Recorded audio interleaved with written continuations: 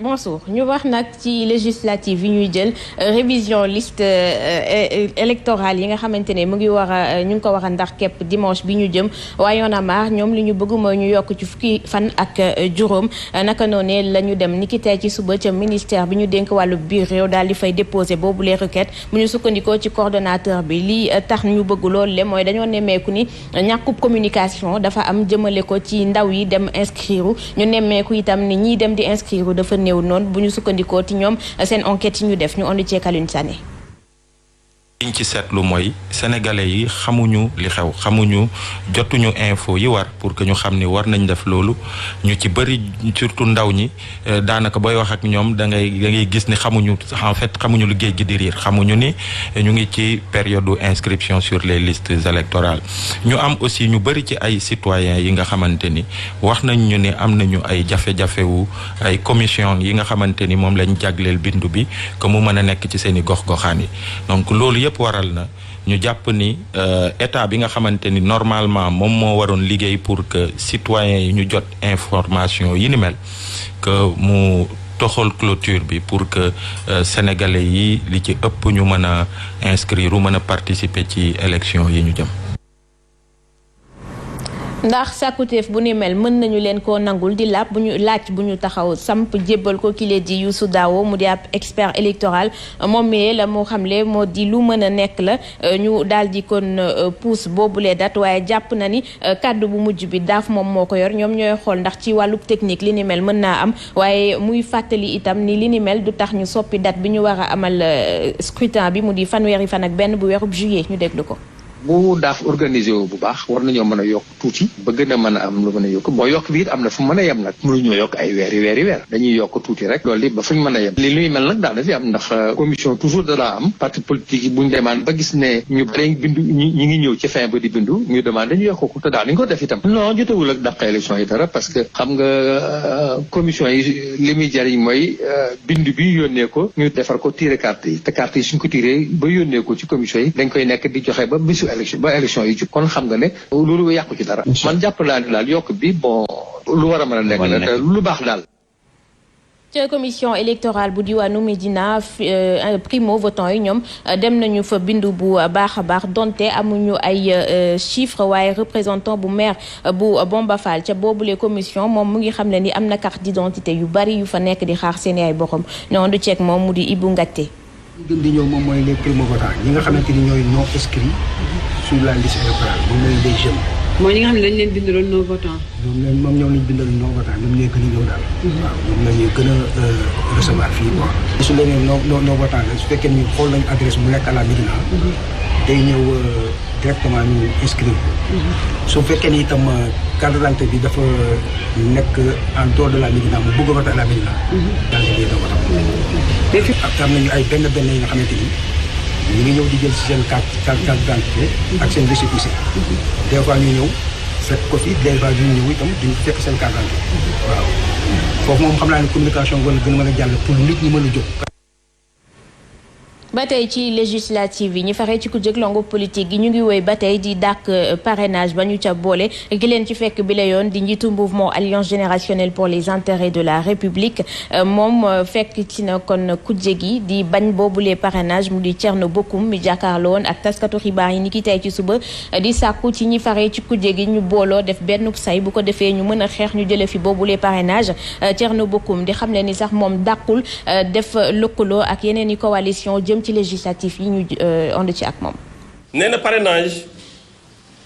lépp loo xamante ne jëm na si wote ak nëbb li nga war a wote parce que yow la concerné daf koy salfaañe dafay tere ñi bëgg a nekk candidat ñu nekk candidat te loolu bokkul si démocratie. jàpp naa ne fu ñu war a jëm du rek dénoncer mais dañuy war a nekk dans l'action pour que loolu mu daal di fiy jóge. ñun dañu ibbeeku si ñëpp ñoo xamante ne war nañu mën a ànd ak ñoom si élection législative yi ñuy dem. te ñu nekk ci opposition suñu mënee ànd am projet bu leer pour assemblée nationale pour changement yu leer am biir assemblée nationale mouvement Agir ibbeeku na. mu ngoog Abdoulaye gis nañu ko waa Y'en a marre dem nañu déposer ñoom li ñu bëgg mooy ñu yokkaat ci 15 jours bu ko defee ñu may ndaw yi ñu gën a mën a dem bindu ji en masse. waaw dañoo war a mën a yokk te man d'accord naa ni ci proposition boobu fileeg muy mën a taaral li nga xam di démocratie électorale du Sénégal jëm ci li nga xam di inscription ci liste yi def naa ni war na see mën a yokk fukki fan ak juróom. waaye itam ministre de l'intérieur di Félix Antoine Diome ak li nga xam di direction générale des élections ak la ca undu lépp damay jàpp ni war nañu mën a reprendre li nga xam ne dañ ko daan def saay bu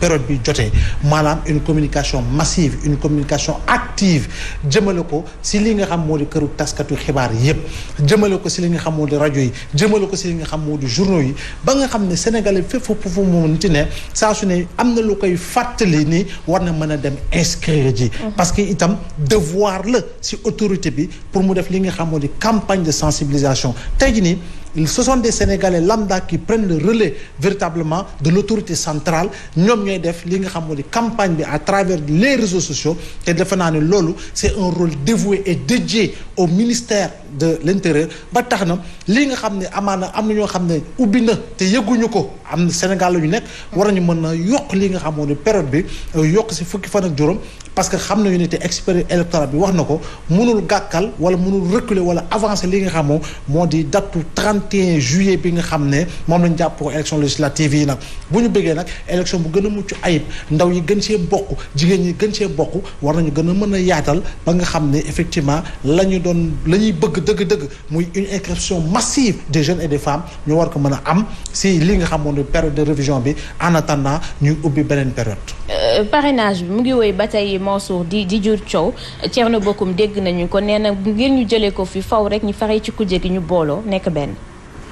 waaw du moment bi kujje gi moom booloo du moment bi te gis nga li ñuy booloo nag ëpp naa xepp ku leen di woon tey coalition yeewu mun nañ ko créer ci Sénégal Yewwi Askan Wi. sérieusement di mu boole ci ay cadres ci ay partis politiques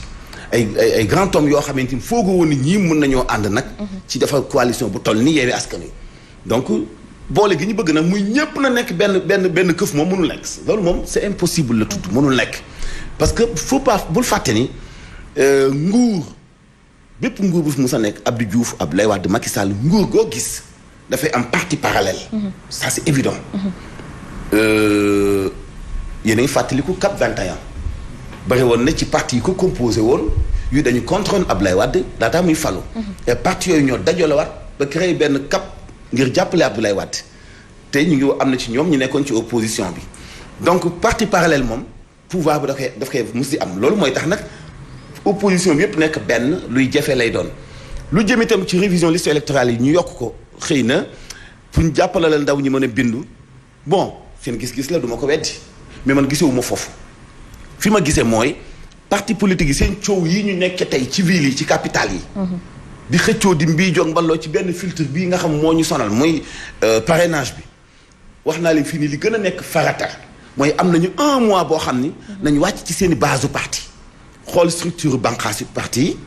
xoolaat ndaw ñi nga xam ni ay primo votant lañu ñu fexe ñu mën a inscrire rapidement bu fekkee nag amoo base politique bu dëgg mënoo wàcc fenn pour forcer xale fa nekk wala nga ànd ak ñoom financer leen ñu dem bindu ji dafay poser problème doo am ndëgër laay ci wàllu électorat bu yaatu ci ginnaaw. mais tey li gën a jàmp ci ñoom mooy ñu occasionné wu donte woon ne 1 semaine la ñu wan nguur gi ñambaate goo xam ni daañu lay wax ni Sénégal yi gëm nañu parce que daañu inscrire ci ay ndaw primo votant loo xamante ni bi mun naa tiisal nguur mais nekk na di joxe ay discours yoo xam ni idée impossible lay doon pour ñu réaliser ko. itam loolu lëndëmte lay doon ci doxalu xelu ñuy jàngat wàllu politique. parce que unité benn ci biir opposition proposition buy naa ni géej la parce que xam ne ñi mënut a nekk parce que chaque pouvoir am na parti parallèle.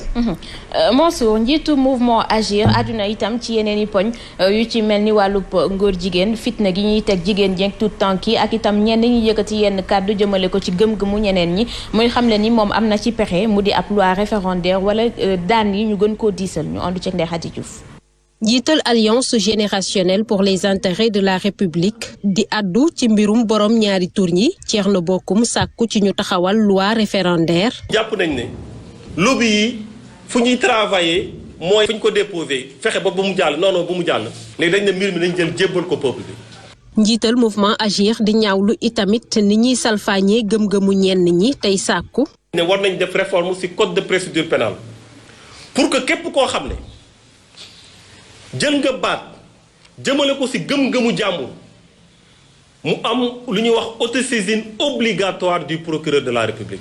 Thierno Bocoum amit njàqare ci àq ak yelleefu couche vulnérable yi ñuy jalgati. maltraitance su xale yi nañ ci wax ci anam bu ne ci fànn bu ne. maltraitance su jigéen ñi nañ ci wax.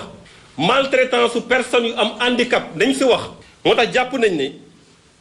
war nañu gën a xoolaat peine yi yu jëm ci ñoom. ci janoo bu mu doon amal ak taskatu xibaar yi njiital Agir daal dina sàkku ci nguur gi mu taxawal guichet unique ngir mën a yombal dellu si sénégalais yay dund ca biti réew.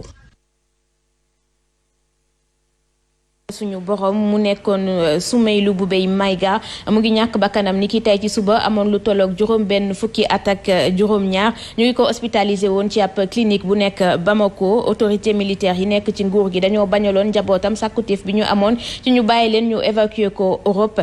moom mi leen nag ci fàttali ñu ngi ko tegoon loxo ginnaaw bi ñu ko tuumaalee lu ñeel wàllub guerre ñu woon ci Fatimata Diop.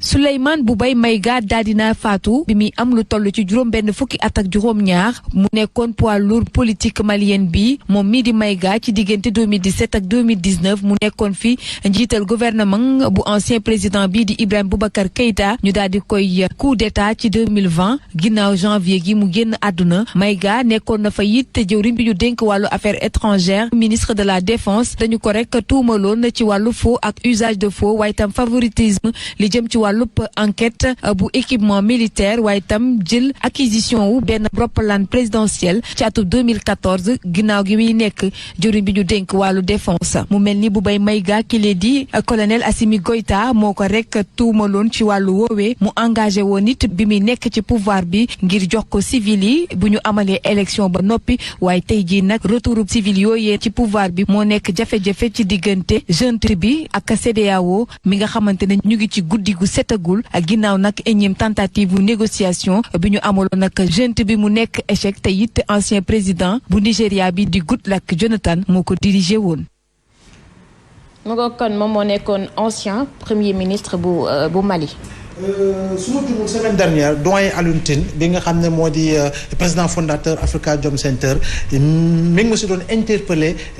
à travers si waxtaan gi ñu amoon pour xool effectivement naka la médias yi sénégalais ak Afrique bi surtout Afrique de l'Ouest mën a def tapage ba nga xam ne junte militaire bi daañu bàyyi ki nga xam ne mooy Boubèye Maïga mu war a mën a dem faju ji mais pour des raisons humanitaires encore une fois il faut que ñuy jiite xam ne dana toll nit boo xam ne di nga ko jàpp cee ko mais pour des raisons humanitaires war nga ko mën a fexe boo ko mënut faj amoo jumtukaay yu ko mën a faj nga mën a fexe noo ko mën a sauver évacuer ko ñu daal di koy faj si ay anam yu gën a wóor respecter li nga xam moo di dignité humaine parce que itam ñaaw na mu faatu si conditions yi parce que doyen Alioune Tine dem na ba ne ma mais Abdoulaye est-ce que xam nga ni Boubèye fu mu toll nii mënatul sax dox dégg nga maam defe naa ne bu ñu tollee si niveau boobu nag war nañu mën di anticiper par rapport ak li nga xam ne moo xew mënoon nañ ko éviter dëgg la naam saa su ne comme ñun Sénégal lu ñuy wax rek yàlla bu ñëwee moom ala kulli àll ñëw na waaye itam léeg-léeg war nañu mën a jël ay matuwaay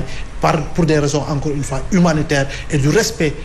des droits humains et de la dignité humaine ñu war a mën a def li nga xam ne moom moo war te lu war mooy boo mënut joxal ñi nga xam ne am nañu yaakaar ni mën nañu ngir ñu mën ko sauver. Mansour.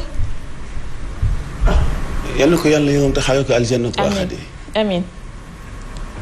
mu ngoog di leen di jaajëfal bu baax a baax di jaajëfal Abdoulaye